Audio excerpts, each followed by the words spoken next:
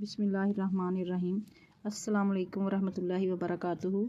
Dear students, welcome to my YouTube channel. Students, आज हम biology 9th class का chapter number 4 cell biology जो है अब इसको हम शुरू करेंगे।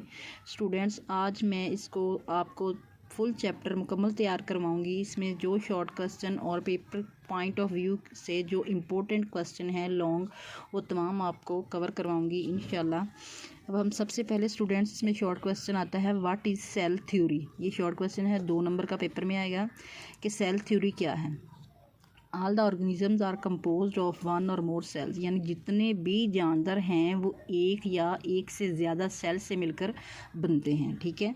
दूसरा है कि सेल जो हैं, cell are the basic unit of organisation of all the organism. जो सेल है वो जितने भी जानदार हैं उनका बुनियादी यूनिट है, उनकी ऑर्गेनाइजेशन का। तीसरा पॉइंट ये है कि सेल जो हैं ये कहाँ से वजूद में आते हैं। जो प्रीवियसली एग्जिस्टिंग सेल्स हैं, जो पहले से मौजूद सेल्स हैं, जब उनमें डिवीज़न होती है, तकसीम होती है, तो उससे सेल्स जो हैं वो जन्म लेते हैं।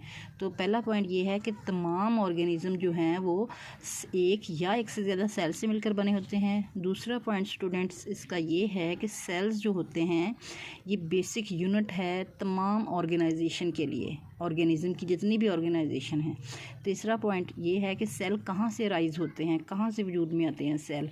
जो पहले से सेल मौजूद हैं, प्रीवियसली एग्जिस्टिंग जो सेल्स होते हैं, जब उनमें डिवीज़न होती है तो उससे सेल जो हैं वजूद में आते हैं। नेक्स्ट है स्टूडेंट्स के कुछ स्ट्रक्चर जो होते हैं वो सेल में मौजूद होते हैं। वो ऑर्गेनेलिस तो नहीं होते, लेकिन वो सेल के लिए बहुत ही इम्पोर्टेंट होते हैं। वो कौन कौन से हैं? ये स्ट्रक्चर हैं cell wall, cell membrane, cytoplasm and cytoskeleton. अब हम इनको बारी बारी एक्सप्लेन करेंगे स्टूडेंट्स। सेल वॉल जो है ये लॉन्ग क्वेश्चन भी पेपर में आ जाता है, तो इस पॉइंट ऑफ व्यू से हम इसको तैयार करेंगे। इसके बारे में एक इम्पोर्टेंट MCQs में आपको बताती चलूँ कि जो सेल वॉल है, जो एनिमल सेल्स होते हैं उनमें सेल वॉल नहीं होती। सेल वॉल जो है वो सिर्फ पौधों के सेल्स में पाई जाती है। ये अक्सर MCQs पेपर में आता है कि cell wall is present only in plant cells. Cell wall सिर्फ पौधों के सेल में होती है, एनिमल के सेल्स में नहीं होती। अब यहाँ से हम इसका आगाज़ करते हैं। सेल वॉल हमें, जैसा कि हमें मालूम है कि तमाम जो जानवर हैं उनमें कोई सेल वॉल नहीं होती। We know that not all the living organism have cell wall around their cells, यानी कि जो एनिमल सेल है उनके सेल्स के गिर्द कोई सेल वॉल नहीं होती। सेल वॉल है क्या चीज़? सेल वॉल जो है ये एक नॉन लिविंग थिंग है, यानी बेजान चीज़ है, लेकिन सेल का बहुत ही एक अहम कंपोनेंट है, वेरी स्ट्रॉन्ग कंपोनेंट है सेल का। और ये कहाँ पाई जाती है? It is located outside the plasma membrane की, ये बाहर की जानब मौजूद होती है। सेल वॉल का काम क्या है, ये क्या फंक्शन करती है? It give shape to cell, एक हो गया। It give strength to cell, ये सेल को शेप देती है, स्ट्रेंथ देती है, प्रोटेक्शन देती है, हिफाजत देती है एंड सपोर्ट देती है। इसके आप पॉइंट अलग बना सकते हैं, यानी कि what is the function of cell wall. Cell wall give shape to cell, it give strength to cell, it give protection to cell, it give support to cell. इसके 4 पॉइंट आप बना सकते हैं। ठीक है। नेक्स्ट शॉर्ट क्वेश्चन होता है what is protoplasm. Protoplasm क्या होता है? ठीक है स्टूडेंट्स, इसमें है जी inner living matter of cell. Cell के अंदर जो लिविंग मैटर होता है उसको प्रोटोप्लाज्म कहते हैं। ठीक है, यानी अंदर होगा सेल के अंदर, लेकिन वो लिविंग मैटर है, तो उसको हम क्या कहेंगे? प्रोटोप्लाज्म। ठीक है। आगे स्टूडेंट्स, सेल वॉल जो है इसकी 2 टाइप्स हैं, एक होती है प्राइमरी वॉल और दूसरी होती है सेकेंडरी वॉल। ठीक है। जो सबसे बाहर वाली लेयर है, आउटर लेयर जो होती है प्लांट सेल्स की, उसे क्या कहते हैं? प्राइमरी वॉल, यानी outer layer of plant cell is called primary wall. पौधे के सेल की जो बाहर वाली तह है उसे प्राइमरी वॉल कहते हैं। और ये प्राइमरी वॉल जो है ये किस चीज़ की बनी होती है, कौन सी केमिकल की बनी होती है? यानी कि सेलुलोज जो है मेन कंपोनेंट है किसका? प्राइमरी वॉल का। Primary wall is composed of cellulose. ठीक है। नेक्स्ट स्टूडेंट जो है वो सेकेंडरी वॉल है। ठीक है। Inner side of plasma membrane, plasma membrane के अंदर वाली साइड पे जो वॉल होती है that is called secondary wall. ठीक है।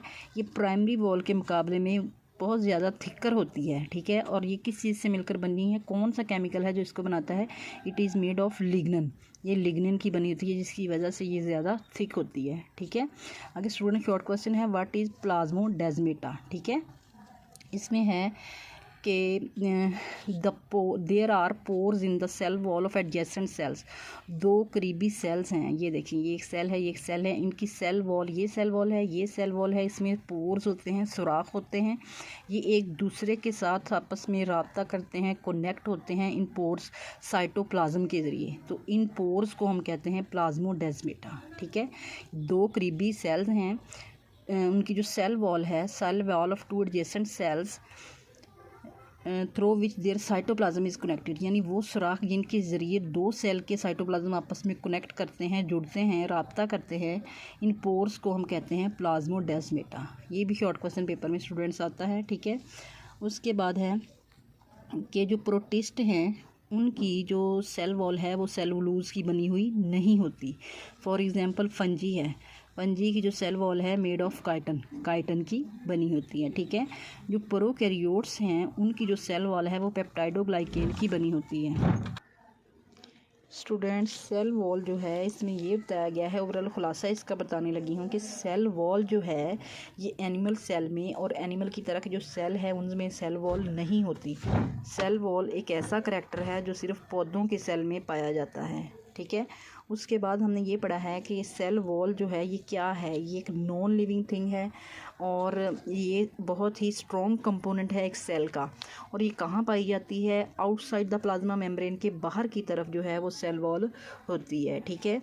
उसके बाद है कि सेल वॉल क्या काम करती है, इट गिव शेप देती है, प्रोटेक्शन देती है, सपोर्ट करती है सेल को और उसको प्रोटेक्शन देती है, ठीक है। नेक्स्ट है कि types of cell wall, there are two types of cell wall की दो हैं, प्राइमरी वाल है, आउटर लेयर जो है plant cell wall is called primary wall, ये किस चीज़ की बनी हुई है, it is made of cellulose, ठीक है। उसके बाद है wall on the inner side of primary wall, के अंदर की तरफ जो वाल है वो है secondary wall, and secondary wall is thicker, ये मोटी होती है और एंड मेड ऑफ लिग्नन और लिग्नन की बनी होती है, ठीक है। उसके बाद है कि pores, there are pores in the wall cell wall of two adjacent cells, दो करीबी सेल्स की जो सेल वॉल है उसमें पोर्स होते हैं, इन पोर्स के थ्रू ये आपस में कनेक्ट होते हैं, इनके साइटोप्लाज्म जो हैं, इन पोर्स को कहते हैं प्लाज्मोडेस्माटा, ठीक है। और जो प्रोटिस्ट हैं उनकी सेल वॉल में सेलुलोज नहीं होता, protist cell wall do not contain cellulose नहीं होता। For example fungi cell wall is made of chitin की बनी होती है, और जो प्रोकैरियोट्स हैं उनकी जो सेल वॉल है वो पेप्टाइडोग्लाइकेन की बनी होती है। पेप्टाइडोग्लाइकेन क्या है, ये एक मिक्सचर है, कम्प्लेक्स मिक्सचर है किसका, अमीनो एसिड्स का और शुगर्स का। स्टूडेंट्स नेक्स्ट है सेल मेम्ब्रेन। सेल मेम्ब्रेन ये इंपॉर्टेंट क्वेश्चन है, लॉन्ग में भी आ जाता है, इसमें इसका what is fluid mosaic model ये भी पेपर में आता है, ठीक है। सेल मेम्ब्रेन जो है स्टूडेंट वो एक सेमी परमिएबल मेम्ब्रेन के तौर पर, सेमी परमिएबल बैरियर के तौर पे एक्ट करती है।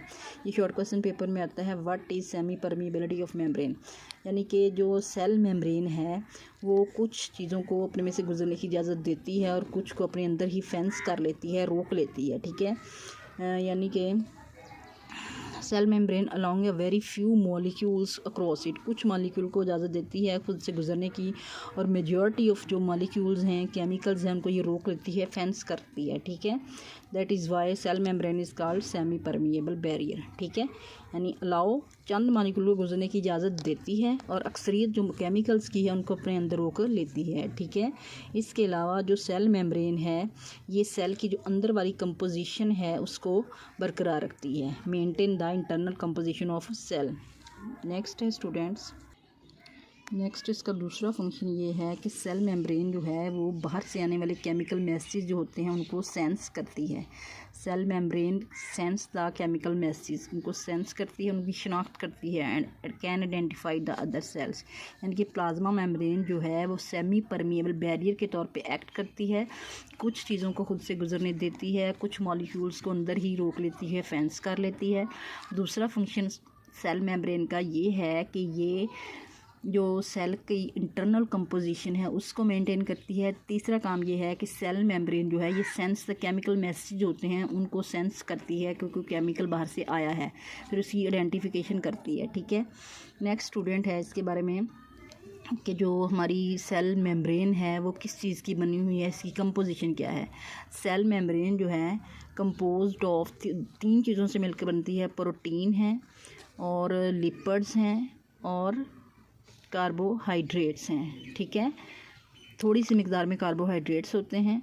ठीक है, यानी कि cell membrane composed of protein, lipid and small amount of carbohydrate, 3 चीज़ों से मिलकर बनी है सेल मेम्ब्रेन, प्रोटीन, लिपिड्स और कार्बोहाइड्रेट्स। ठीक है, अब इसका शॉर्ट क्वेश्चन है what is fluid mosaic model. Fluid mosaic model जो है वो क्या होता है। ठीक है, वो कहता है कि इस मॉडल के मुताबिक यानी कि जो सेल मेम्ब्रेन है उसमें लिपिड की 2 लेयर्स होती हैं और उसके अंदर जो प्रोटीन मॉलिक्यूल है वो धंसे हुए एम्बेडेड होते हैं। ठीक है, जो लिपिड की बाई लेयर है वो क्या काम करती है, किस वजह से सेल मेम्ब्रेन में लिपिड की 2 तहें होती हैं। ठीक है, जो लिपिड की बाई लेयर जो हैं वो सेल मेम्ब्रेन में फ्लूइडिटी करती हैं, उसको मायापन उसमें पैदा करती हैं और उसमें लचक पैदा करती है। ठीक है, और जो कार्बोहाइड्रेट्स हैं वो थोड़ी सी मिकदार में सेल मेम्ब्रेन में पाए जाते हैं जो कि जोड़ते हैं प्रोटीन्स और लिपिड्स मेम्ब्रेन को।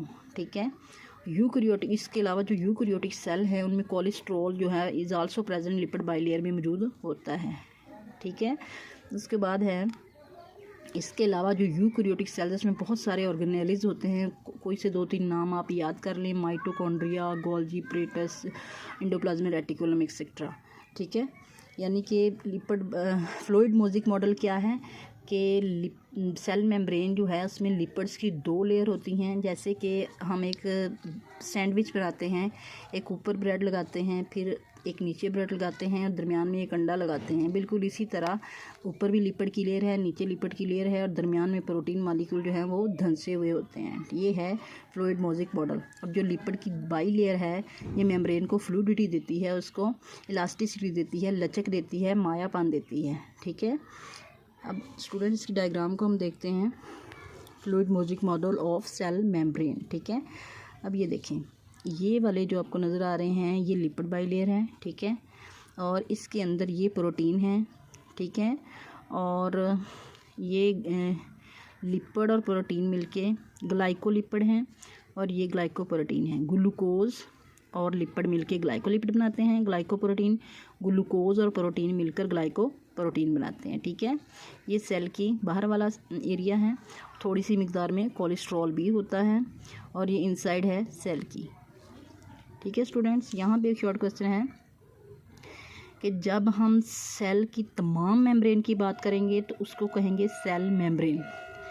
We talk about all the membrane of cell, we call it cell membranes. ठीक है, और प्लाज्मा मेम्ब्रेन कौन सी होती है, लेकिन जब सिर्फ हम आउटर मेम्ब्रेन की बात करेंगे, when we talk about the outer membrane of cell it is called plasma membrane. इनमें डिफरेंस है। सेल मेम्ब्रेन किसे कहते हैं, सेल की जो तमाम मेम्ब्रेन है, all the membrane of cell are called cell membrane.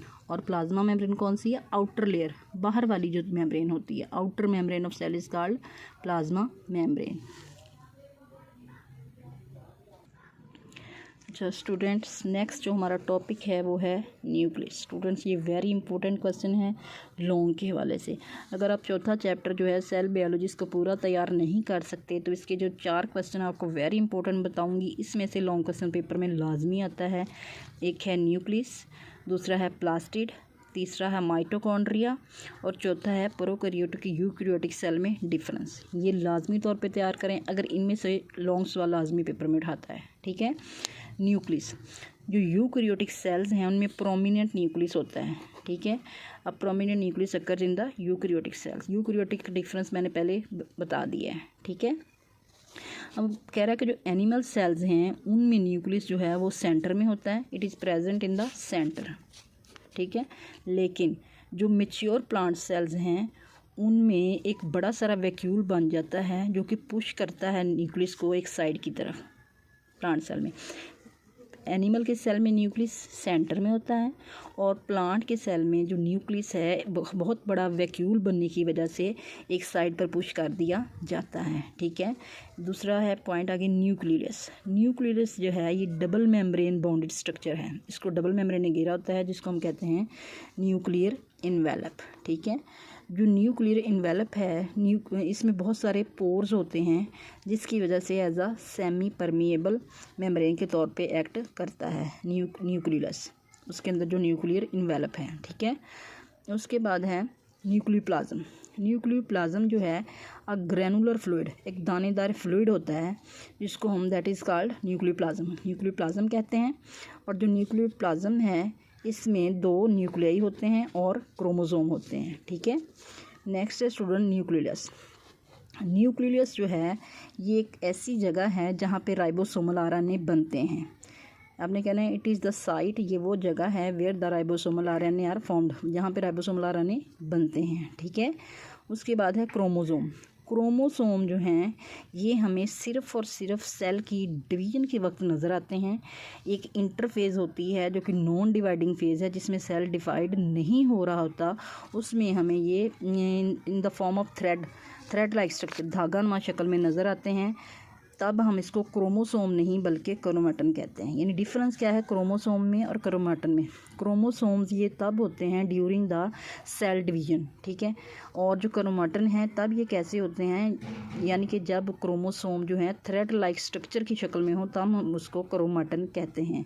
Chromosome जो हैं ये 2 चीज़ों से मिलकर बनते हैं, एक है डीएनए और दूसरी कौन सी है, प्रोटीन। ठीक है, जो प्रोकैरियोटिक सेल है उसमें प्रोमिनेंट न्यूक्लियस नहीं होता, लेकिन उनके जो क्रोमोसोम हैं वो सिर्फ़ और सिर्फ डीएनए के बने होते हैं।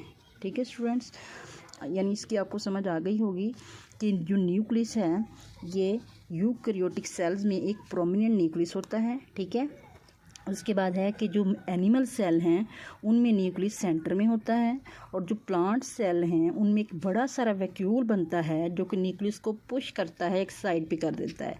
उसके बाद है न्यूक्लियस जो है उसको डबल मेम्ब्रेन ने घेरा हुआ होता है जिसे हम न्यूक्लियर इन्वेलप कहते हैं। जो न्यूक्लियर इन्वेलप है इसमें पोर्स होते हैं जिसकी वजह से ये सेमी परमिएबल मेम्ब्रेन के तौर पे एक्ट करता है। ठीक है, जो न्यूक्लियर इन्वेलप है उसके अंदर एक ग्रैनुलर दानेदार फ्लूइड होता है जिसको हम न्यूक्लियस कहते हैं। न्यूक्लियस जो न्यूक्लियोप्लाज्म कहते हैं। न्यूक्लियोप्लाज्म जो है उसमें 2 न्यूक्लियाई होते हैं और क्रोमोसोम होते हैं। न्यूक्लियस एक ऐसी जगह है जहाँ पे राइबोसोमल आरएनए बनते हैं और इसके अलावा जो क्रोमोसोम हैं ये हमें विजिबल नज़र आते हैं सिर्फ सेल डिवीजन के वक्त। लेकिन जब इंटरफेज़ होती है जिसमें सेल डिवाइड नहीं हो रहा, इंटरफेज़ वो फेज़ है जिसको हम नॉन डिवाइडिंग फेज़ कहते हैं जिसमें सेल तकसीम नहीं होता। ठीक है, उस वक्त जो क्रोमोसोम है वो थ्रेड लाइक धागानुमा स्ट्रक्चर होता है जिस दैट इज़ कॉल्ड क्रोमैटन, उसको हम क्रोमैटन कहते हैं। क्रोमैटन किसी क्रोमोसोम 2 चीज़ों से मिलकर बनते हैं, डीएनए और प्रोटीन। जो प्रोकैरियोटिक सेल हैं उनमें प्रोमिनेंट न्यूक्लियस नहीं होता और उनके क्रोमोसोम जो हैं वो सिर्फ और सिर्फ डीएनए के बने होते हैं। नेक्स्ट है स्टूडेंट्स हमारा टॉपिक माइटोकॉन्ड्रिया। ये वेरी इंपॉर्टेंट है, इसकी डायग्राम भी स्टूडेंट्स पेपर में आती है और ये लॉन्ग में आता है। ठीक है, माइटोकॉन्ड्रिया जो हैं ये डबल मेम्ब्रेन बाउंडेड ऑर्गेनेलीज हैं, नंबर 1 बात। दूसरी बात ये कि ये यूकैरियोट्स में पाए जाते हैं, they are found only in eukaryotes. ठीक है, उसके बाद ये है कि ये माइटोकॉन्ड्रिया किस लिए होते हैं, ये वो साइट्स हैं माइटोकॉन्ड्रिया साइट प्रोवाइड करते हैं किस लिए, एरोबिक रेस्पिरेशन के लिए।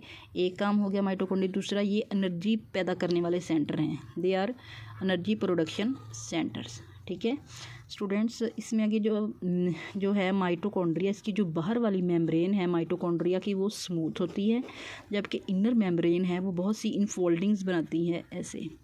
ठीक है, ये इनफोल्डिंग्स जो हैं इनको क्रिस्टी कहते हैं। ठीक है, जो इनर में ये जो क्रिस्टी हैं इनका फ़ायदा क्या है, ये जो माइटोकॉन्ड्रिया की इनर मेम्ब्रेन है इसके सरफेस एरिया को इंक्रीज़ करते हैं जिन पर जो मेम्ब्रेन बॉन्डेड रिएक्शन जो होने होते हैं वो उस पर ज़्यादा से ज़्यादा हो सके। ठीक है, जो माइटोकॉन्ड्रिया जो हैं इनका अपना डीएनए और अपने राइबोसोम्स होते हैं। ठीक है, लेकिन जो राइबोसोम हैं माइटोकॉन्ड्रिया के, वो बैक्टीरियल राइबोसोम्स हैं उनसे सिमिलर होते हैं। ठीक है, माइटोकॉन्ड्रिया जो है नंबर 1 ये डबल मेम्ब्रेन बाउंडेड ऑर्गेनेल्स होते हैं। दूसरी बात ये कहाँ पाए जाते हैं, they are found in eukaryotes में होते हैं ये।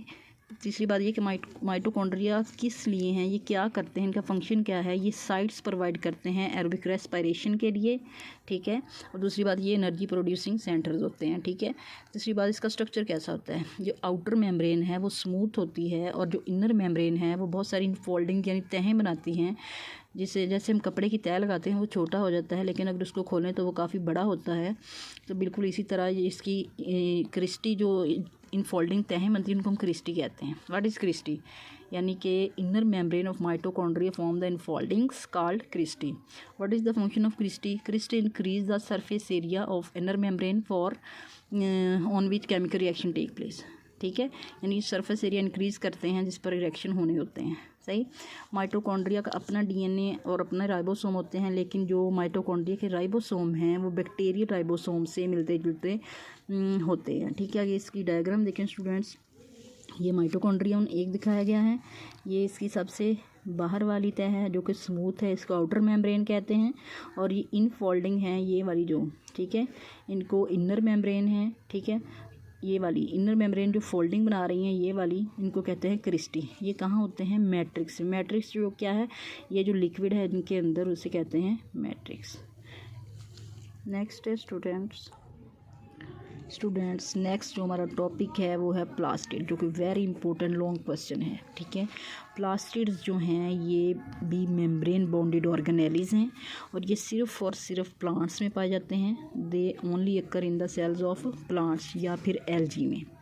ठीक है, इनकी 3 टाइप्स हैं, कौन कौन सी, क्लोरोप्लास्ट है, लीकोप्लास्ट है, फिर क्रोमोप्लास्ट है। इसको याद रखते हैं, CLC, क्लोरोप्लास्ट, लीकोप्लास्ट और क्रोमोप्लास्ट। माइटोकॉन्ड्रिया की तरह जो क्लोरोप्लास्ट हैं ये भी डबल मेम्ब्रेन बाउंडेड ऑर्गेनेल्स हैं। ठीक है, और इनकी जो आउटर मेम्ब्रेन है वो स्मूथ होती है, जबकि इनर मेम्ब्रेन जो है वो एक सैक लाइक स्ट्रक्चर बनाते हैं जिसे थाइलाकाइड कहते हैं। सैक मतलब इस तरह एक सिक्का सा, कॉइन सा, ढेर सा बनाते हैं, थैलीनुमा, ऐसे सैक कहते हैं, थैलीनुमा, इसको कहते हैं थाइलाकाइड्स। और स्टैक ऑफ थाइलाकाइड्स जो है, यानी थाइलाकाइड्स का एक ढेर जो होता है ऐसे, इसे कहते हैं ग्रेनम।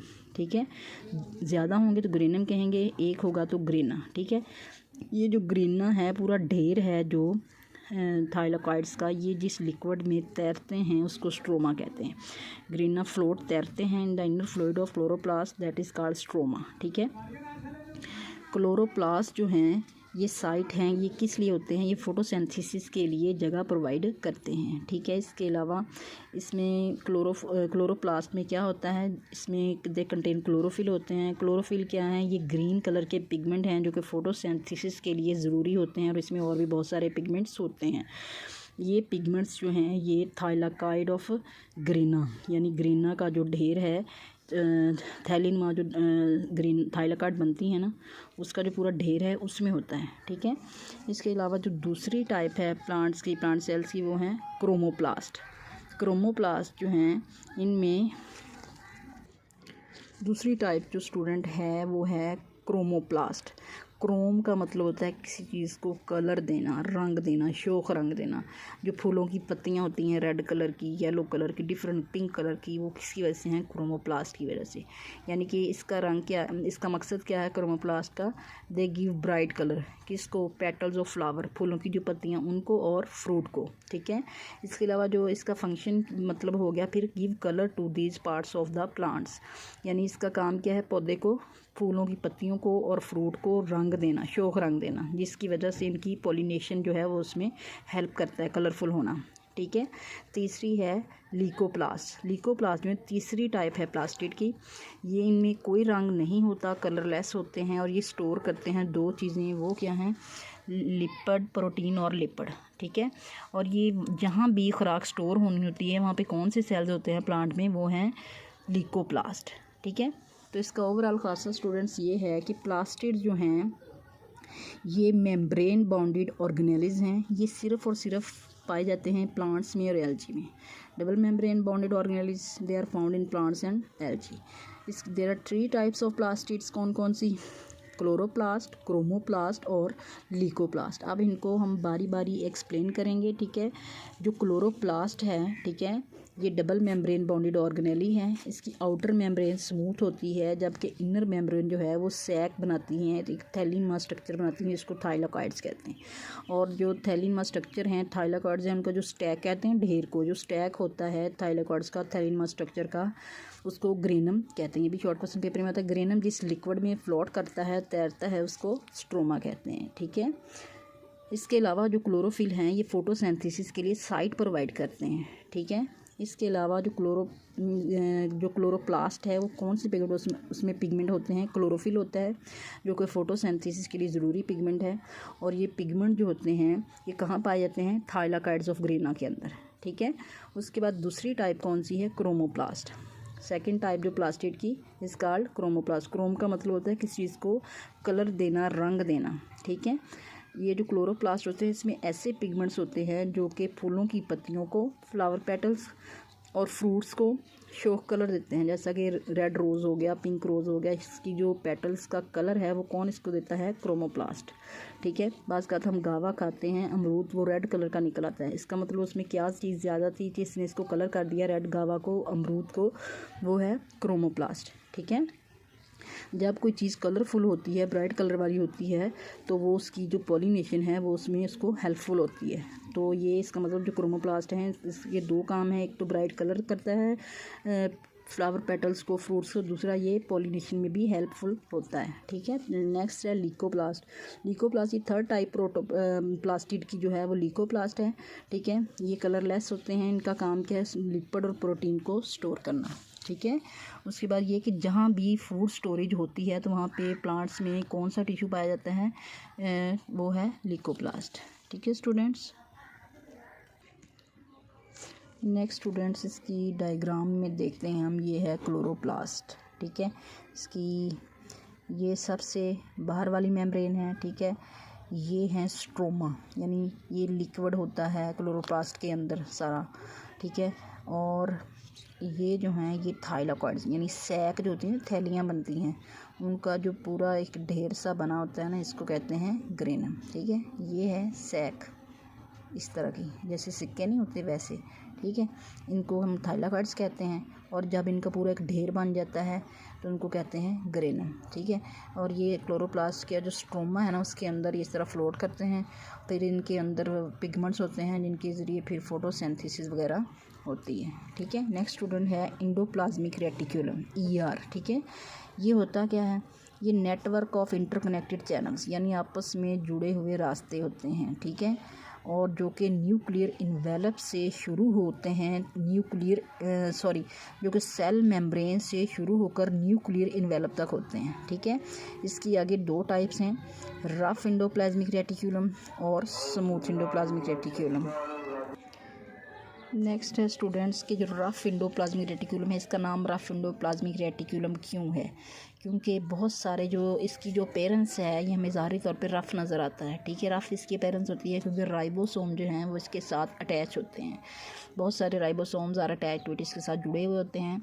और जो रफ इंडोप्लाज्मिक रेटिकुलम है, RER, ये इसका फंक्शन क्या है? इसका फंक्शन जो है वो प्रोटीन सिंथेसिस है, serve as function in protein synthesis. आगे है स्मूथ इंडोप्लाज्मिक रेटिकुलम, इसमें राइबोसोम्स अटैच नहीं होते, इसमें राइबोसोम की कमी होती है। और इनका काम क्या है? ये 2 काम करते हैं। एक काम SCR का, स्मूथ इंडोप्लाज्मिक रेटिकुलम का, वो है लिपिड के मेटाबॉलिज्म में ये इन्वॉल्व होते हैं। दूसरी बात ये कि ये ट्रांसपोर्ट ऑफ मटेरियल करते हैं सेल के एक पार्ट से दूसरे पार्ट में, ठीक है। तीसरा इनका जो काम है वो है जो हार्मफुल केमिकल्स होते हैं, नुकसानदेह केमिकल्स होते हैं, उनको कम टॉक्सिक में मटेरियल में ये चेंज करते हैं। यानी कि लेस टॉक्सिक जो होते हैं, डिटॉक्सीफाई का मतलब होता है किसी जहरीली चीज़ के जहर के असर को कम करना, डिटॉक्सीफाई करना हार्मफुल केमिकल्स को, सही है, that have entered the cell, ठीक है।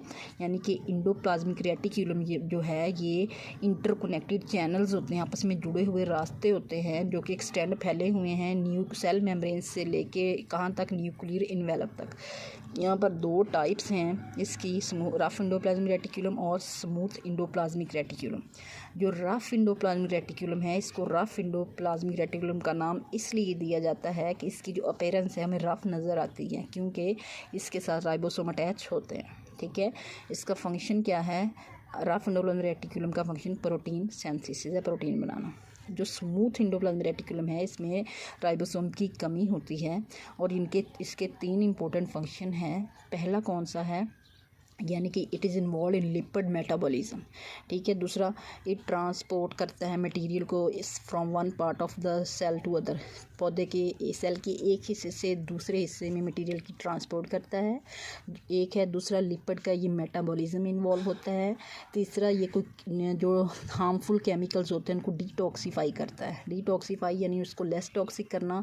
किसी नुकसानदेह केमिकल सेल के अंदर आ गया है तो उसको कम जहरीली शक्ल में बदल देना, डिटॉक्सीफाई करना। ठीक है, ये इसकी डायग्राम है। ये है smooth and rough endoplasmic reticulum. ठीक है स्टूडेंट्स, ये देखें, ये जो ब्लू कलर में आपको डॉट से दाने से नज़र आ रहे हैं ना, ये राइबोसोम्स हैं, तो ये इसके साथ अटैच हैं, तो इसकी वजह से हमें रफ नज़र आ रहा है। इसको कहते हैं रफ एंडोप्लाज्मिक रेटिकुलम। और इसका काम क्या है? Protein synthesis. और जो स्मूथ एंडोप्लाज्मिक रेटिकुलम है इसमें कोई राइबोसोम अटैच नहीं है, इसकी वजह से इसको स्मूथ एंडोप्लाज्मिक रेटिकुलम जो है वो कहते हैं।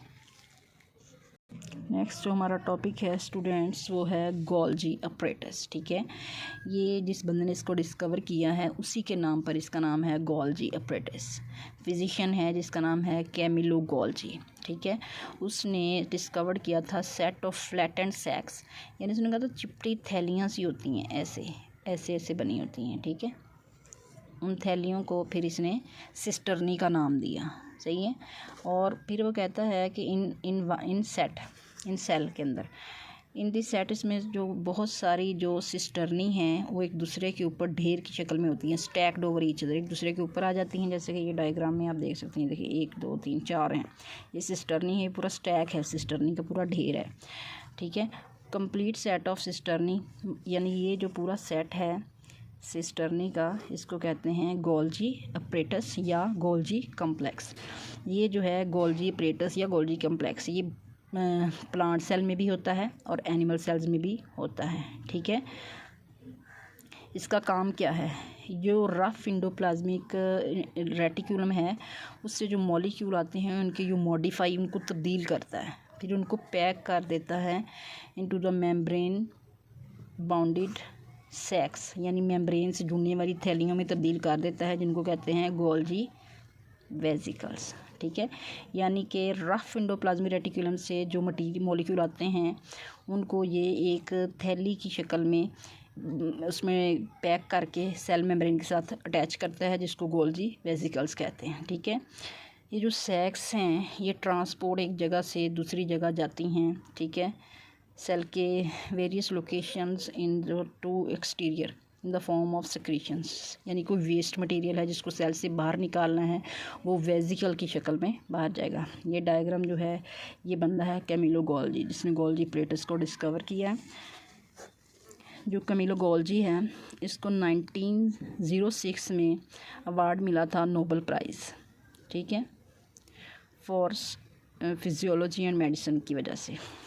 ये इसकी डायग्राम है, function of the Golgi apparatus. ठीक है, ये वेजिकल जो आई हैं ना रफ एंडोप्लाज्मिक रेटिकुलम से, वो ये हैं, ये आके मेम्ब्रेन के साथ जो सैक उसकी सिस्टर्नी है उसके साथ अटैच हो गई हैं। ठीक है, ये सिस्टर्नी का पूरा सेट है, यहाँ पहले अटैच हुई है, फिर इसका एक कोने में हिस्सा बन गई है।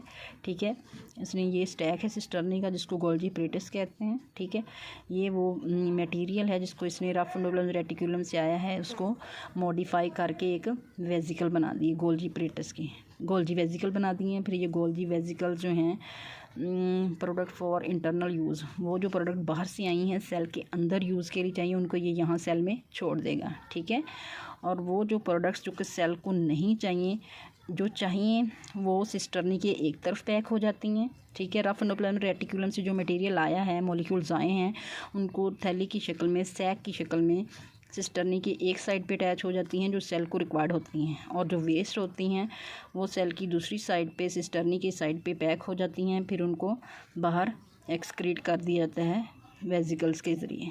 ठीक है। नेक्स्ट स्टूडेंट्स, हमारा जो टॉपिक है वो है लाइसोसोम।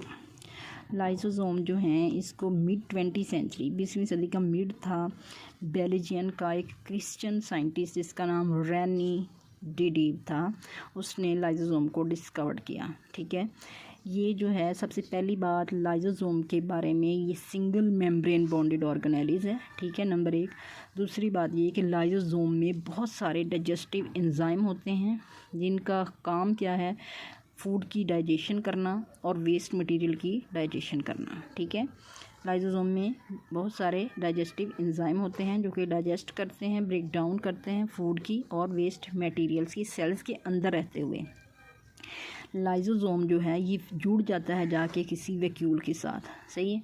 वैक्यूल के अंदर वो टारगेटेड मटेरियल होता है जिसको डाइजेस्ट करना है। फिर इसके जैसे ही लाइसोसोम जो है इसके वैक्यूल के साथ जुड़ता है, वैक्यूल में वो मटेरियल है जिसको डाइजेस्ट करना है, फिर इसके एंजाइम जो हैं वो ब्रेक डाउन कर देते हैं वैक्यूल के अंदर के मटेरियल को। ठीक है। यानी 20वीं सदी के मिड में क्रिश्चियन साइंटिस्ट था रेनी डिडेव जिसने लाइसोसोम को डिस्कवर किया। Lysosome single membrane bounded organelle है।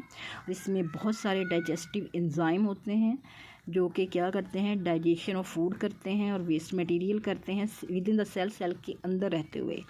ठीक है। जो लाइसोसोम है ये किसी वैक्यूल के साथ फ्यूज़ कर जाता है। वैक्यूल के अंदर वो मटेरियल होता है जिसको डाइजेस्ट करना है, फिर इसके एंजाइम जो हैं वो उसको तोड़ फोड़ करके मटेरियल को डाइजेस्ट करना शुरू कर देते हैं। ये स्टूडेंट्स अब हम एक्सप्लेन करते हैं formation and function of lysosome. Lysosome कैसे बनता है और इसके क्या फंक्शन है। ये देख लीजिए, ये गोल्गी एपरेटस है, यहाँ पे है पीसेस ऑफ टारगेटेड मटेरियल जो बाहर से मटेरियल आया है। ठीक है, वैक्यूल के अंदर। सही है। और ये वाला जो यहाँ से ये लाइसोसोम जो हैं इसके साथ अटैच हो जाते हैं। सही है। यहाँ से पहले हमने ये देखा लाइसोसोम आता कहाँ से है, जो गोल्गी एपरेटस है वहाँ से लाइसोसोम निकलता है। ठीक है। ये प्राइमरी लाइसोसोम है, इसके अंदर के डाइजेस्टिव एंजाइम है। ठीक है।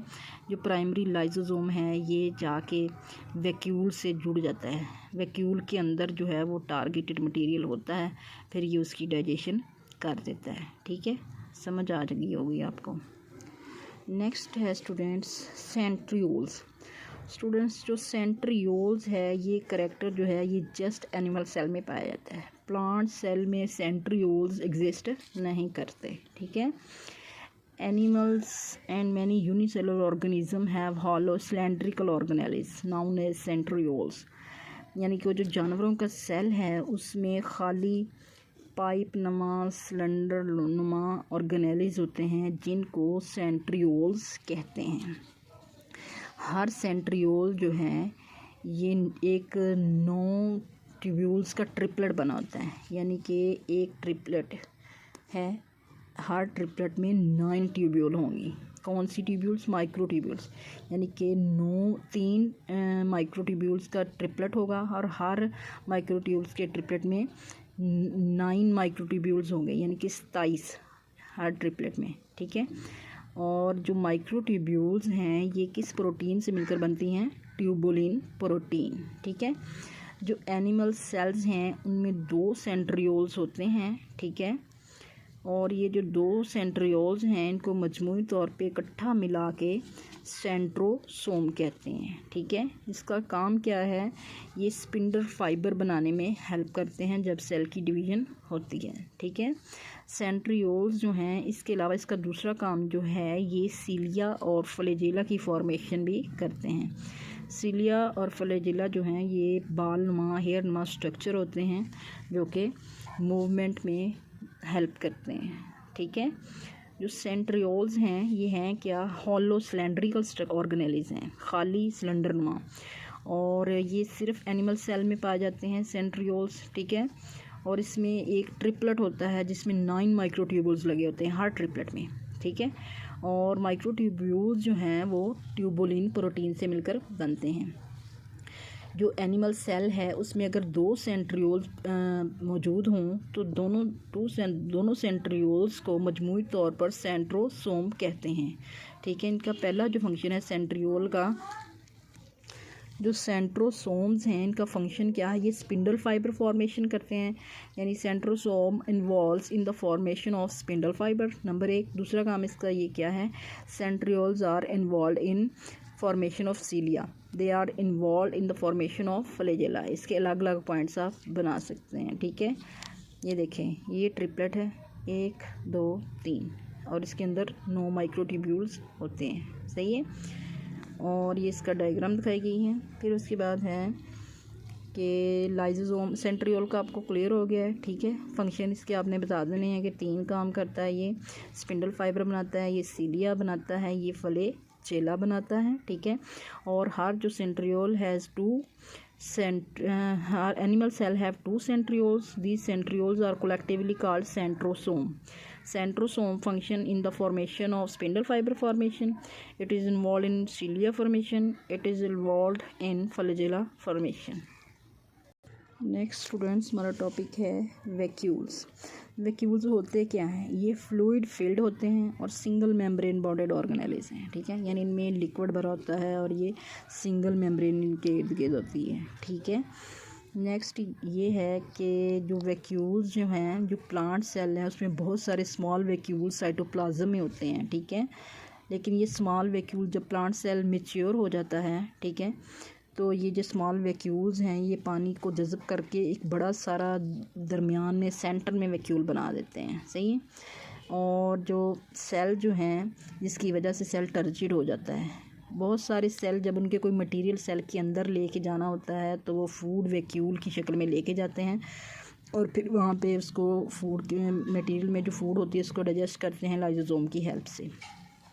और बहुत सारे ऑर्गेनिज्म जो हैं, जो वेस्ट मटेरियल उन्होंने सेल से बाहर निकालना है उसके लिए कॉन्ट्रैक्टाइल वैक्यूल यूज़ करते हैं। किसके लिए, for the elimination of waste from their bodies. जिस्म से वेस्ट मटेरियल को निकालने के लिए वो कॉन्ट्रैक्टाइल वैक्यूल यूज़ कर लें। मतलब कोई फ़ायदेमंद चीज़ सेल के अंदर आनी है, फूड है, तो फूड वैक्यूल के ज़रिए आएगी, फिर वहाँ उसको डाइजेस्ट किया जाएगा लाइसोसोम की हेल्प से।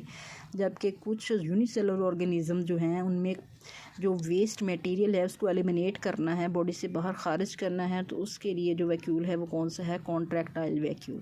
वैक्यूल्स जो हैं ये फ्लूइड फील्ड होते हैं, सिंगल मेम्ब्रेन बॉन्डेड ऑर्गेनेल्स हैं। ठीक है, वैक्यूल्स जो प्लांट सेल्स हैं उनमें बहुत सारे स्मॉल वैक्यूल्स साइटोप्लाज्म में होते हैं। ये स्मॉल वैक्यूल्स हैं, ये जब आपस में प्लांट सेल जब मैच्योर होता है तो ये आपस में वाटर जज़ब करके एक बड़ा सारा वैक्यूल, लार्ज वैक्यूल बनाते हैं सेंटर में। ठीक है, इस स्टेट में सेल जो है वो टर्जिड हो जाता है, फूल जाता है। सही है, जब कोई मटेरियल सेल को अपने अंदर लेके जाना है तो वो फूड वैक्यूल को यूज़ करेगा और इसमें जो टारगेट मटेरियल है उसको फिर डाइजेस्ट किया जाता है लाइसोसोम की हेल्प से। ठीक है, और जो यूनिसेलुलर ऑर्गेनिज्म है उनमें जो वेस्ट मटेरियल हैं उनको बॉडी से ख़त्म करना है, खारिज करना है, एलिमिनेट करना है, तो वो कौन सा वैक्यूल यूज़ करेगा, वो है contractile vacuole. What is turgor pressure. ठीक है, दूसरा है प्लाज्मोलाइसिस। ठीक है, ये 2 नंबर के शॉर्ट क्वेश्चन पेपर में आते हैं। वो कहता है कि सेल के बाहर की तरफ जो प्रेशर लगता है सेल वॉल पर, अंदर से वाटर ये प्रेशर लगाता है, उसको टर्गर प्रेशर कहते हैं। सही है, pressure exerted on the cell wall by the internal water, यानी अंदर से पानी जो प्रेशर लगाता है सेल वॉल पर उसे हम टर्गर प्रेशर कहते हैं। और ये जो फेनोमेना है, ये जो प्रोसेस है उसे कहते हैं, and this phenomenon is called turgor. ठीक है, उसके बाद है कि श्रिंकिंग ऑफ साइटोप्लाज्म। जब साइटोप्लाज्म जो है वो श्रिंक हो जाता है, उसका सारा पानी निकल जाता है, वो पिचक सा जाता है, तो उसको कहते हैं प्लाज्मोलाइसिस। ठीक है, ये भी शॉर्ट क्वेश्चन है, व्हाट इज़ प्लाज्मोलाइसिस। क्या है, श्रिंकिंग ऑफ साइटोप्लाज्म, साइटोप्लाज्म का सिकुड़ जाना। ठीक है, आसान लफ्ज़ों में साइटोप्लाज्म का सिकुड़ना उसे कहते हैं प्लाज्मोलाइसिस। समझ आ गई है शॉर्ट क्वेश्चन। टर्गर प्रेशर जो कि सेल वॉल पर इंटरनल वाटर जो प्रेशर आता है, pressure exerted by the on the cell wall of internal water, सही, is called turgor pressure. This phenomenon is called and the phenomenon is turgor. सही है, और इसमें है कि प्लाज्मोलाइसिस क्या है, साइटोप्लाज्म का सिकुड़ जाना। Shrinking of cytoplasm is called plasmolysis. ठीक है। नेक्स्ट स्टूडेंट्स हमारा वेरी इंपॉर्टेंट ये है सोडियम पोटेशियम पंप। ठीक है, सबसे पहले हम इसको समझेंगे। इस प्रोसेस में जो कैरियर प्रोटीन जो हैं सेल मेम्ब्रेन के ऊपर, वो एनर्जी खर्च करके मॉलिक्यूल को कंसंट्रेशन ग्रेडियंट के ख़िलाफ़ लेके जाती हैं। कंसंट्रेशन ग्रेडियंट वैसे होता है कि मॉलिक्यूल का ज़्यादा से कम की तरफ आना। ठीक है, लेकिन जब कंसंट्रेशन ग्रेडियंट के ख़िलाफ़ हो तो फिर अगेंस्ट मतलब है मॉलिक्यूल जहाँ पहले ही कम हैं वहाँ से उनका ज़्यादा की तरफ जाना, यानी कि कम मॉलिक्यूल का कम जगह से ज़्यादा मॉलिक्यूल वाली जगह पर जाना एनर्जी खर्च करके। ठीक है, वो कौन करती हैं, कैरियर प्रोटीन। इसमें फॉर एग्जांपल जो नर्व सेल हैं ये नॉन डिवाइडिंग सेल्स होते हैं। इसमें जो इसका जो प्रोटीन है इसमें जो है सोडियम पोटेशियम पंप के तौर पे एक्ट करती हैं। ठीक है, इसमें जो nerve cell the pump spend energy, यानी कि पंप जो है ना सोडियम पोटेशियम पंप, वो एटीपी की शक्ल में जो एनर्जी है उसको खर्च करके हायर कंसंट्रेशन ऑफ पोटेशियम, यानी कि पोटेशियम की जो मिकदार है उसको इसने हाई करना है, और कंसंट्रेशन जो सोडियम की मिकदार सेल के अंदर है उसको कम रखना है। सोडियम पोटेशियम ने एटीपी को खर्च करके सेल के अंदर जो पोटेशियम है उसकी मिकदार को ज़्यादा रखना है, और सेल के अंदर जो सोडियम है उसको कम रखना है। ठीक है, इस मकसद के लिए जो सोडियम पोटेशियम पंप है वो सोडियम को moves sodium to the outside of the cell, यानी सोडियम को सेल से बाहर लेके जाएगा जहाँ वो पहले ही ज़्यादा हैं। ठीक है, और इसी तरह जो पंप है ये पोटेशियम को बाहर से अंदर लेके जाएगा, आउटसाइड टू इनसाइड, यहाँ पे वेयर दे आर इन पहले ही ज़्यादा मिकदार में होते हैं। समझ आ गई आपको? या देखें सोडियम पोटेशियम पंप। ठीक है, यानी कि अंदर जो है वो पोटेशियम को ज़्यादा रखना है और बाहर जो है पोटेशियम को ज़्यादा रखना है और सोडियम को कम रखना है। सोडियम पहले ही ज़्यादा है बाहर, तो इनको वो अंदर से बाहर लेके जा रहा है। पोटेशियम जो है वो इधर पहले ही कम है, तो वहाँ से बाहर से पोटेशियम को अंदर लेके आ रहा है। कौन? Carrier protein. कैरियर प्रोटीन का क्या नाम रखा है? Sodium potassium pump. ठीक है, ये भी कभी 3 नंबर का सवाल पेपर में आ जाता है और कभी 2 नंबर का। नेक्स्ट है स्टूडेंट इंडोसाइटोसिस। स्टूडेंट्स ये भी लॉन्ग सवाल आता है, 2 जो होते हैं ना एक सवाल के, एक 5 नंबर का, एक 4 नंबर का। कभी सोडियम पोटेशियम पंप पूछ लेता है तो कभी right a note on endocytosis process. ठीक है, इस प्रोसेस में जो बड़े साइज़ के मटेरियल होते हैं उनको सेल मेम्ब्रेन को मोड़कर बॉडी के अंदर लेके जाया जाता है। सही है, cellular injection of bulky material, यानी बड़े साइज़ के जो मटेरियल हैं उनको सेल ने अपने अंदर लेके जाना है। कैसे? मेम्ब्रेन को फोल्ड करके, infolding of cell membrane. इसके आगे मज़ीद 2 स्टेप हैं। Endocytosis called endocytosis. कौन से? एक है फैगोसाइटोसिस की टाइप है, दूसरी कौन सी है? पिनोसाइटोसिस। जो फैगोसाइटोसिस है उसमें सेलुलर ईटिंग, और जो पिनोसाइटोसिस है इसमें सेलुलर ड्रिंकिंग। इसमें जो शिकार है उसको खाया जाता है सॉलिड फॉर्म में, और जो पिनोसाइटोसिस है इसमें लिक्विड शेप में अंदर लेके जाता है। Phagocytosis cells takes in solid material अंदर लेके जाता है। टेक इन सॉलिड मटेरियल, यानी सॉलिड मटेरियल को जिसम के अंदर लेके जाना, ये फैगोसाइटोसिस है। और मटेरियल को ड्रॉप्स की शक्ल में लेके जाना। सही है, in the take material takes in the liquid in the form of droplets, यानी कतरों की शक्ल में खुराक को अंदर लेके जाना, ये है पिनोसाइटोसिस। और इनटेक ऑफ सॉलिड मटेरियल को अंदर लेके जाना वो क्या है? फैगोसाइटोसिस। ये भी आपको साइटोसिस। एक्सोसाइटोसिस का मतलब होता है वेस्ट मटेरियल जो है उनको बाहर निकालना। इन this process through which bulky material is exported, यानी जो बड़ा मटेरियल है उसको बाहर खारिज किया जाता है, उसे कहते हैं एक्सोसाइटोसिस। जैसे ये देखें डायग्राम में, ये कोई बल्की मटेरियल आया है तो सेल मेम्ब्रेन जो है उसने अपने आप को इस तरह फोल्ड कर लिया, अंदर को मोड़ लिया ताकि ये इसमें एडजस्ट हो जाए। इन्वेजिनेशन हो गई, ये मेम्ब्रेन ऐसे थी, ऐसे होगी ताकि वो मटेरियल इसमें एडजस्ट हो जाए। ये देखें, ठीक है। अब क्या है, ये फूड वैक्यूल बन गया है। ठीक है, इधर देखें ये एंडोसाइटोसिस हो गई, यानी बल्क मटेरियल का मेम्ब्रेन की इन्वेजिनेशन से अंदर आना, ये क्या है? एंडोसाइटोसिस। ठीक है, उसके बाद है ये बल्की मटेरियल है, ये सेल मेम्ब्रेन है, ये इसकी इन्वेजिनेशन दिखा रहा है। बल्की मटेरियल कोई अंदर आ गया है, उसको हमने बाहर निकालना है। बल्कि मटेरियल को बॉडी से बाहर, सेल से बाहर खारिज करना, उसे कहते हैं एक्सोसाइटोसिस। जो इंडोसाइटोसिस हैं इसकी दो टाइप्स हैं, एक है फैगोसाइटोसिस यानी मटेरियल का इंटेक करना है सॉलिड फॉर्म में, और दूसरी कौन सी है पिनोसाइटोसिस। पिनोसाइटोसिस जो मटेरियल का इंटेक कर रहे हैं इन the form of liquid droplets, यानी कि माया की शक्ल में, कतरों की शक्ल में अंदर लेके जाना, ठीक है। इंडोसाइटोसिस और एक्सोसाइटोसिस, इंडो में हम इंटेक करते हैं बल्कि मटेरियल का मेम्ब्रेन की इनफोल्डिंग से, और एक्सोसाइटोसिस में हम जो मटेरियल इंटेक करना है सेल ने वो इंटेक नहीं करना, सॉरी, एक्स का मतलब है बाहर निकालना, सही है, एक्सपोर्ट करना है बल्कि मटेरियल को जिसमें से बाहर निकालना है। This process is called exocytosis. ये इंडोसाइटोसिस क्या है स्टूडेंट्स, के इंजेक्शन करनी है बल्कि मटेरियल को सेल के अंदर लेके जाना है मेम्ब्रेन की इनफोल्डिंग से, वो इंडोसाइटोसिस है। इसकी आगे दो टाइप्स हैं। फैगोसाइटोसिस क्या है, सॉलिड मटेरियल को सेल के अंदर लेके जाना, इनटेक ऑफ सॉलिड मटेरियल, वो फैगोसाइटोसिस है। पिन्नो का मतलब होता है लिक्विड, सही है, इसमें जो इनटेक करना है वो लिक्विड की शक्ल में और कतरों की शक्ल में, liquid in the form of droplets, ठीक है। इंडोसाइटोसिस के आगे दो टाइप्स हैं, फैगोसाइटोसिस और पिनोसाइटोसिस, ठीक है। और एंडोसाइटोसिस है मटेरियल का अंदर लेके जाना, और एक्सोसाइटोसिस है वेस्ट मटेरियल का जिस्म से बाहर खारिज करना, उसे कहते हैं एक्सोसाइटोसिस। ये डायग्राम मैंने आपको पहले ही एक्सप्लेन कर दी है। स्टूडेंट्स, एक शॉर्ट क्वेश्चन हमेशा पेपर में आता है कि व्हाट इज़ डिफ्यूजन। डिफ्यूजन क्या है?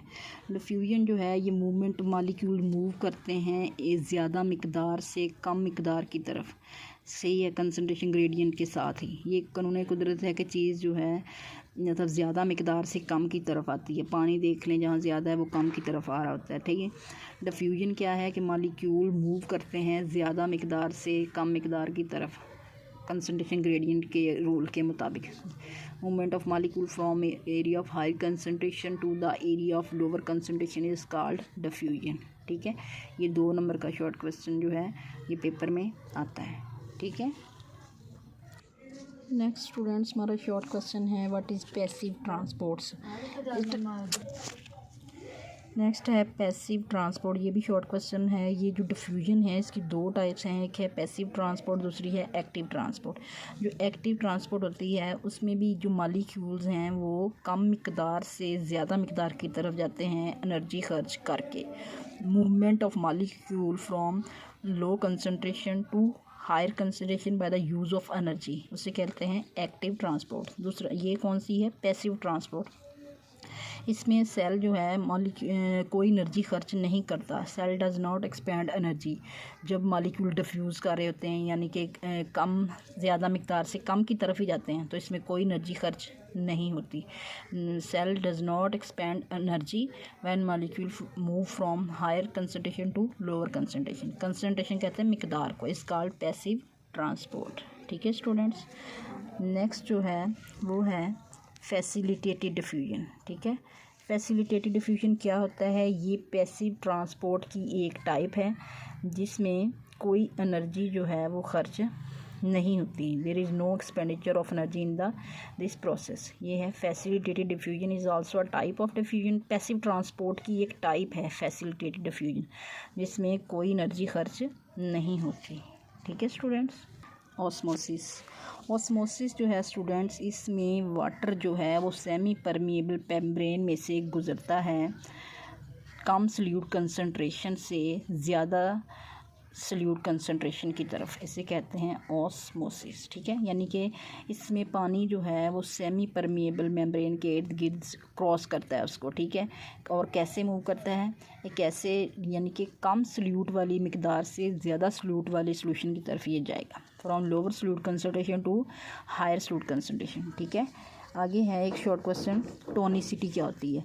इसमें the relative concentration of solute in the solution being compared, यानी इसमें जो सल्यूट की जो मिकदार है वो उसका तनासब जो है वो एक कंपैरिजन के लिहाज से होता है, उसे कहते हैं टोनिसिटी।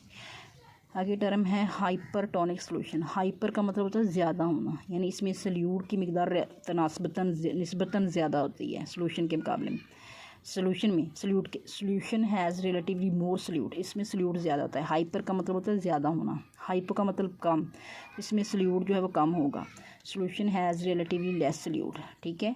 और आइसोटोनिक का मतलब होता है एक जैसा होना। ये जो सॉल्यूशन है इसमें इक्वल कंसंट्रेशन होगी सॉल्यूट की सेल मेम्ब्रेन के एक तरफ भी और दूसरी तरफ भी, ठीक है। हाइपर का मतलब होता है solution has relatively more solute, hyper ज़्यादा सॉल्यूट का होना, हाइपो मतलब कम सॉल्यूट का होना, solution has relatively less solute, ठीक है। आइसोटोनिक में जो सॉल्यूट की कंसंट्रेशन है वो इक्वल होगी। आइसो का मतलब होता है एक जैसा होना, ठीक है। नेक्स्ट जो हमारा टॉपिक है स्टूडेंट वो है वाटर बैलेंस, ठीक है।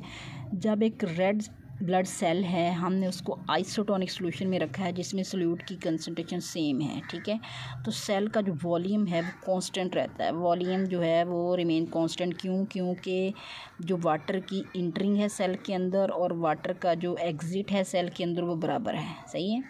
इस वजह से इसका वॉल्यूम कांस्टेंट रहा है क्योंकि हमने इसको आइसोटोनिक सॉल्यूशन में रखा है जिसमें वाटर जो सेल के अंदर दाखिल हो रहा है वो और जो बाहर जा रहा है उसका वॉल्यूम बराबर है, ठीक है। इसी तरह जब एक सेल को हम हाइपोटोनिक सॉल्यूशन में रखते हैं तो वाटर जो है, जब हम इसको हाइपोटोनिक सॉल्यूशन में रखते हैं तो वाटर जो है वो सेल के अंदर जाता है, ठीक है, तो जिसकी वजह से सेल जो है ना वो स्वेल हो जाता है, फूल जाता है और फाइनली इतना पानी सेल के अंदर आ जाता है कि वो एक जैसे गुब्बारा फट जाता है, ज़्यादा हवा आने की वजह से बिल्कुल रप्चर हो जाता है, फट जाता है हाइपोटोनिक में। इसी तरह जब एक एनिमल सेल है हमने उसको हाइपरटोनिक सॉल्यूशन में रखा है तो फ़ौरन इसमें से सारा पानी निकल जाता है, खारिज हो जाता है और उसका साइज़ बहुत कम हो जाता है, वो श्रिंक हो जाता है, सिकुड़ जाता है, ठीक है। तो इन हाइपोटोनिक इन्वायरमेंट जो होता है एनिमल सेल्स जो है इनमें ऐसे तरीके इख्तियार इसको करने पड़ते हैं कि वो ज़्यादा जो पानी की जो मैसिव एंट्री है ना वो ना हो सके। और हाइपरटोनिक जो इन्वायरमेंट है उसमें क्या कौन से यानी वो ऐसे तरीके इख्तियार करता है कि उसमें ज़्यादा वाटर का लॉस जो है वो ना हो, ठीक है। यानी कि हमने एक एनिमल सेल है हमने उसको एक आइसोटोनिक सॉल्यूशन में रखा है तो उसका वॉल्यूम कांस्टेंट रहा है, क्योंकि ना तो पानी इसके अंदर जो गया है वो और जितना पानी सेल के अंदर आ रहा है उतना ही सेल से बाहर जा रहा है जिसकी वजह से इसका वॉल्यूम सेम रहा है, तो आइसोटोनिक सॉल्यूशन हो गया, ठीक है। जब हम एक सेल को हाइपोटोनिक सॉल्यूशन में रखते हैं तो फ़ौरन पानी सेल के अंदर आता है जिसकी वजह से सेल जो है वो स्वेल हो जाता है, फूल जाता है और जब इसमें बहुत ज़्यादा पानी आ जाता है तो ये रप्चर हो जाता है, फट जाता है, जस्ट लाइक ओवरफिल्ड बैलून। जैसे ये गुब्बारा है जब उसमें बहुत हवा भरी जाती है तो वो ब्रस्ट हो जाता है, रप्चर हो जाता है, फट जाता है, ठीक है। नेक्स्ट स्टूडेंट कि जब एक एनिमल सेल को हमने हाइपरटोनिक सॉल्यूशन में रखा है तो ये फ़ौरन अपना वाटर लूज़ कर देता है, ख़ारिज कर देता है और बिल्कुल सेल जो है वो श्रिंक हो जाता है, बिल्कुल सिकुड़ जाता है, ठीक है। तो अब हमने ये देखना है कि जो हाइपोटोनिक इन्वायरमेंट है उसमें अगर एनिमल सेल रखें तो वो ऐसे तरीके इख्तियार करता है जिससे ज़्यादा पानी उसमें इंटर ना हो सके, ठीक है, यानी एक्सेसिव जो वाटर की इंट्री है उसको रोका जा सके। कौन से इन्वायरमेंट में? हाइपोटोनिक में, जिसमें सेल बहुत पानी अंदर आता है और सेल ब्रस्ट हो जाता है। लेकिन अगर हाइपरटोनिक इन्वायरमेंट है तो ऐसे वे अडॉप्ट करेंगे कि वो ज़्यादा पानी के लॉस को रोकें, क्योंकि हाइपरटोनिक में सेल जो है वो श्रिंक हो जाता है, सिकुड़ जाता है, सारा पानी निकल जाता है। They must have the ways to prevent the excessive loss of water. बहुत ज़्यादा पानी के लॉस को रोकने के ये तरीके हैं ना वो फिर हाइपरटोनिक इन्वायरमेंट में रखा हुआ सी वाटर जो पौधा है ना वो करता है, ठीक है। नेक्स्ट है कि most plant cells live in hypotonic environment. जो पौधे हाइपोटोनिक इन्वायरमेंट में होते हैं ना वहाँ पे लो कंसनट्रेशन सॉल्यूट की कम होती है एक्स्ट्रा सेलुलर फ्लूइड्स के मुकाबले में। तो वाटर सबसे पहले सेल के अंदर जाता है, ठीक है, उसके बाद सेल के वैक्यूल में चला जाता है, जिसकी वजह से वैक्यूल का जो साइज़ है वो इंक्रीज़ हो जाता है, बढ़ना शुरू हो जाता है, ठीक है। और लेकिन जो साइटोप्लाज्म है वो मज़बूती से कायम रहता है क्योंकि उनकी जो सेल वॉल है वो बहुत मज़बूत होती है, ठीक है। तो सेल का साइज़ बढ़ता है लेकिन वो फटता नहीं है प्लांट में, सही है, क्योंकि उनकी सेल वॉल बहुत ही स्ट्रॉन्ग होती है, सही है स्टूडेंट। तो इसी तरह फिर वो कहता है कि जब सेल वॉल पर अंदर से पानी प्रेशर डालता है तो इस प्रोसेस को टर्गर प्रेशर कहते हैं, ठीक है। आउटवार्ड जो प्रेशर डालता है सेल वार पर इंटरनल वाटर, अंदर से पानी सेल वॉल पर जो प्रेशर लगाता है उसे टर्गर प्रेशर कहते हैं और ये जो प्रोसेस है उसको कहते हैं टर्गर, ठीक है, फूल जाना, जब पानी बहुत अंदर आ जाए तो सेल फूल जाता है, उसे कहते हैं टर्गर हो गया, ठीक है, साइज़ बहुत बढ़ जाता है सेल का। फिर प्लाज्मोलाइसिस है। प्लाज्मोलाइसिस में पहले भी बताया मैंने कि जब सेल अपना सारा वाटर लूज़ कर देता है, उसका साइज़ बहुत छोटा हो जाता है, बिल्कुल सिकुड़ जाता है सेल, तो उसको कहते हैं shrinking of cytoplasm is called plasmolysis. अच्छा, जब साइटोप्लाज्म सिकुड़ जाता है ना तो उसको कहते हैं प्लाज्मोलाइसिस। तो जो है ना डी प्लाज्मोलाइसिस, उसमें जो when water enter into the cytoplasm the cell become turgid, उसका यानी इसका उल्ट है कि अगर तो साइटोप्लाज्म श्रिंक हो रहा है तो प्लाज्मोलाइसिस है। तो डी प्लाज्मोलाइसिस क्या है कि जब वाटर सेल के अंदर आता है तो वो टर्जिड हो जाता है, स्वेल हो जाता है, उसे कहते हैं डी प्लाज्मोलाइसिस, ठीक है। अच्छा स्टूडेंट्स, ये हमारा चैप्टर नंबर 4 है, ठीक है। हमने इसके जितने इम्पोर्टेंट टॉपिक हैं वो सब मैंने आपके सामने एक्सप्लेन किए हैं, ठीक है। उम्मीद करती हूँ कि ये आपके लिए सारा जितना मैंने एक्सप्लेन किया है बहुत हेल्पफुल साबित होगा, ठीक है। यहाँ से डायग्राम में भी देख लें कि आप मेरे चैनल को लाइक करें, सब्सक्राइब करें ताकि मैं मज़ीद अच्छी अच्छी वीडियो अपलोड करूँ, ठीक है। तो पेपर पॉइंट ऑफ व्यू से इंतहाई इम्पोर्टेंट चैप्टर है। हर इम्पोर्टेंट क्वेश्चन, शॉर्ट क्वेश्चन जो मैंने आपको करवा दिया है, पूरा चैप्टर मत करें, जो चीज़ें आपको मैंने इसमें करवाई हैं वो आप करें। शुक्रिया, अपना ख्याल रखिएगा, अल्लाह हाफिज़।